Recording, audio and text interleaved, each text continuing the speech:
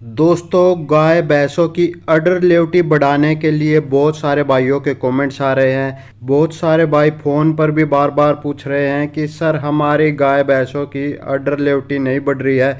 अडर लेवटी नहीं बढ़ रही है तो उनकी अच्छी कीमत नहीं लग रही है, क्योंकि सभी जानते हैं अगर आपके पशु की अडर लेवटी बड़ी नहीं होगी तो उसकी कीमत अच्छी आपको नहीं मिलेगी, क्योंकि जो दूध की कैपेसिटी है वो अडर लेवटी पर डिपेंड होती है। अडर लेवटी से ही अंदाज़ा लगाया जाता है कि आपके पशु में दूध कम है या ज़्यादा है। यानी कि आपके पशु की अगर अडर लेवटी बड़ी है तो समझ लीजिए उसमें दूध ज़्यादा माना जाता है, और अगर उसकी छोटी अडर लेवटी है तो उसमें दूध कम माना जाता है।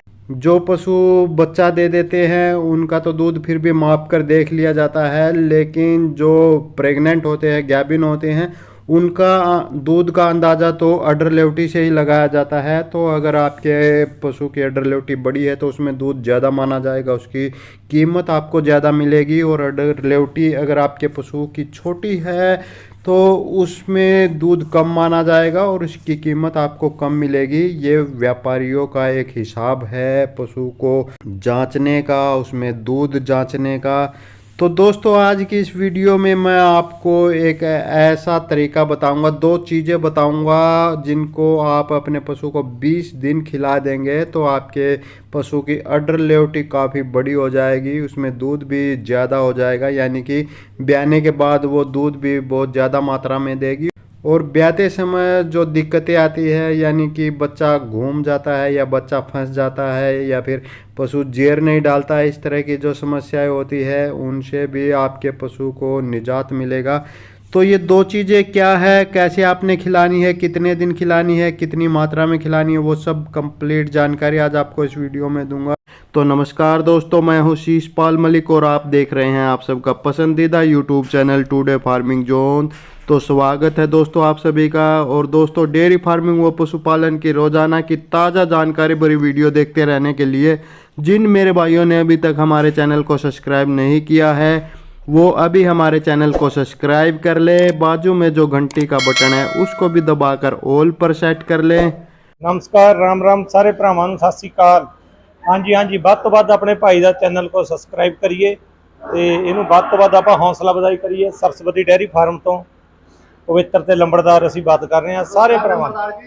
और दोस्तों, अगर आप फेसबुक पर हमारी ये वीडियो देख रहे हैं तो हमारे फेसबुक को फॉलो कर लीजिए। तो चलिए दोस्तों, वीडियो शुरू करते हैं।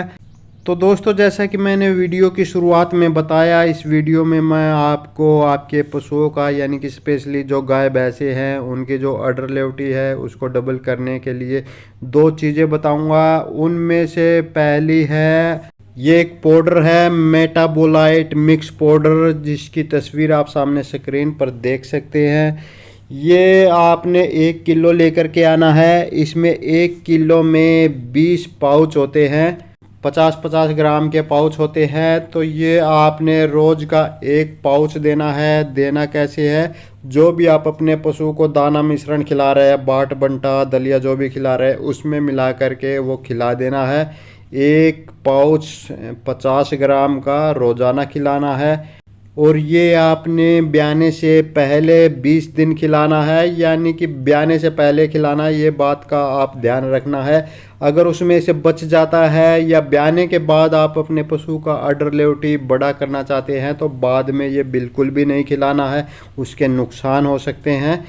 तो ये मेटाबोलाइट मिक्स पाउडर आपने ब्याने से 20 दिन पहले अपने पशु को देना है। रोज़ का 50 ग्राम देना है, ब्याने के बाद बिल्कुल भी नहीं देना है। और अगर आपके पशु में ब्याने में कम दिन बचे हैं, यानी कि मात्र 10 दिन ही बचे हैं, तब आपने ये उसको डबल मात्रा में देना है।